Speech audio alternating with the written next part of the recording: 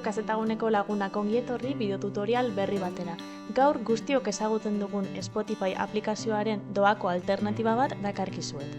Aplikazio hau ReMusic da. Kode askeko aplikazio honek YouTubeko musika erabiltzen du eta Android gailuetarako sortua da. Ikusi dezagun. Kode askeko aplikazioa denez ez dugu Play Storean aurkituko deskargatzeko. Ez daukalako Googleekin zerikusirik.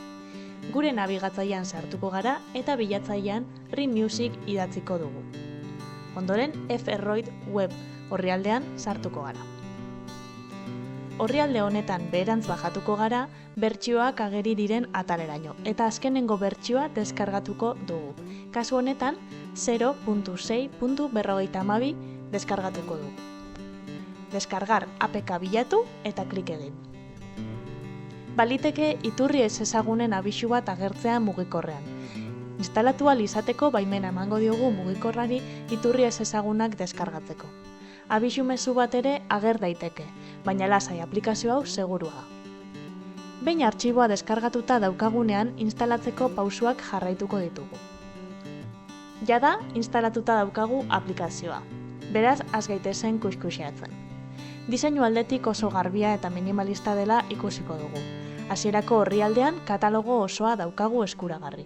Album berriak, gogo aldartearen atala, artista hoberenak. Kantu bat bilatzean nahi baldin badugu, goikaldean daukagun lupatxoa klikatu eta abestia edo artistaren izena idatziko dugu. Bihotzari klik eginez abesti gogoko bezala gorde dezakegu. Eta abestiaren letra ere irakurri ahal izango dugu.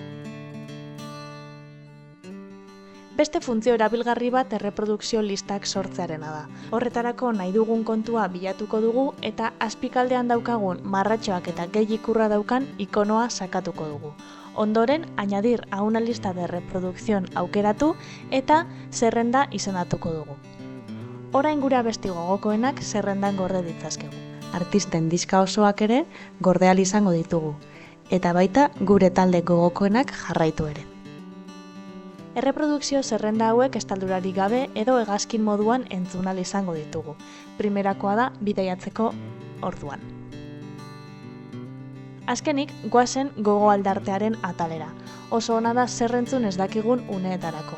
Atal honetan mota guztietako zerrendak izango ditugu gogo aldarte bakoitzerako. Musikaz gain aplikazioak pertsonalizatzeko aukera desberdinak eskaintzen dizkigu. Doikuntzen atalean sartu eta bertatik itxura aldatu edota audioaren kalitatea hobetu dezakegu. Eta hau da guztia gaurkoz, Spotifyren alternatibaren bila bazabiltza doakoa eta publizitate gabekoa dena aurkitu duzu. Bideoa gustatu bazaizu emaiozu gustoko dut botoiari eta arpidetu gure kanalera bideotutorial gehiagoren berri izateko. Hurrengora arte!